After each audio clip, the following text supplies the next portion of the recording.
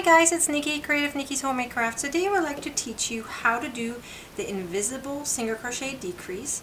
You can easily do this for other stitches too, whether it is half double crochet, or any other ones. Although it might be more visible the bigger the stitch is, but for single crochet it is very easy to use and to do and not very visible. Hence, it's called the Invisible Single Crochet Decrease. So I will show you the difference between a normal single crochet decrease and the invisible one, and then show you, of course, how it is different and why would you use an invisible single crochet decrease. In fact, I always, anytime I do a single crochet decrease, I use that one. Let me show you real quick over here before we get started. I use this over here. This is just a little example I'm going to use so I can show you. I used a single crochet decrease over here and you cannot tell where it was, which is the whole point of using it, right? So ignore that I have something hanging here. It's just another project I'm doing here, and this is the perfect project for you to see how to do this, okay?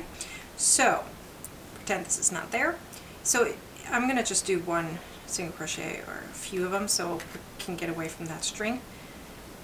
Alright, so let's say you're gonna do a single crochet decrease, right? A normal one would be you go in the stitch, you go in the next stitch, and then you combine the two stitches like this.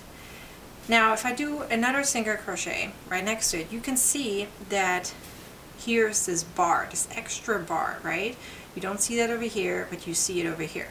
So because of that, let me see, I think you can see it well, but I'm going to try to see if I can make it just a hint brighter, and that way you should see it. Alright, so you can see right here is this bar where the normal single crochet is, right? So now let me show you a invisible one, okay? So you can see that there is two lines right here. I call it a V, right, from the top. So you have the front stitch and the back stitch, right? The front loop and the back loop. So you just, for the invisible one, you're just going through the front one, and now you're going around and doing the same thing on the next one. So try to go really slow. You can see that, right? So I went through both of them. And now I'm going to pick up the yarn, go through both of them, and now I'm just going to do a normal single crochet. So this combines two stitches and it looks like a simple single crochet. So let me do that one more time really slowly, okay? So you have two right here, right? You have the front loop and then you have the back loop, front, back. You're just going through the front, through the first stitch, kind of bend around and do the same thing on the second one. Those two are the ones that you're combining. You pick up the loop, the yarn, you're pushing it through and finishing it up like a normal single crochet. Now I'm going to do a normal single crochet after. You can see it looks just like one.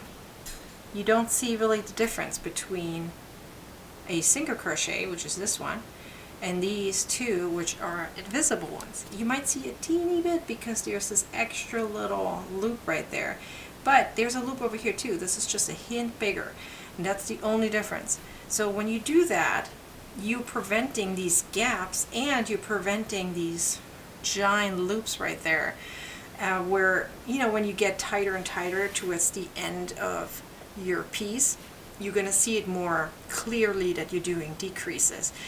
You know, so you're trying to prevent that. So let me show you one more time just to make sure you got it. So you go through the front loop of the first stitch, you go through the front loop of the second stitch, you're going to pull the yarn through and finish it up like a single crochet. Let me do a few more times. Front loop, front loop, and finish it up. Let me do it again. Front loop,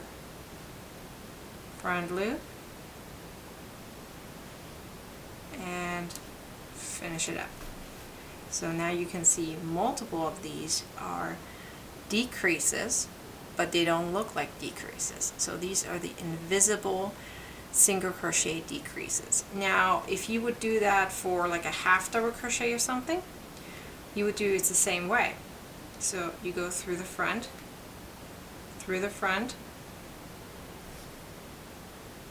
pull through, and then finish it up like a half double crochet.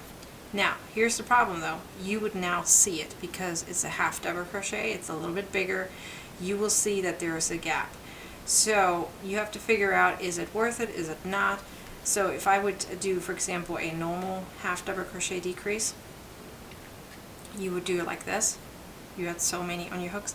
You see that it's a little bit thicker, and you have, yes, you will only see it's a single crochet, half double crochet decrease, but you won't see too much of a gap, whereas this one has a little bit of more of a gap. So it's totally up to you whether you're going to do it for other stitches, but I do prefer it for the single crochet. So you're just going to go through the front, and then come up and then do normal single crochet. So I hope this video was helpful on how to do the invisible single crochet decrease, and please like, comment, and share this video so other people get to enjoy it as well. Be sure to subscribe to my YouTube channel. Thank you. Bye.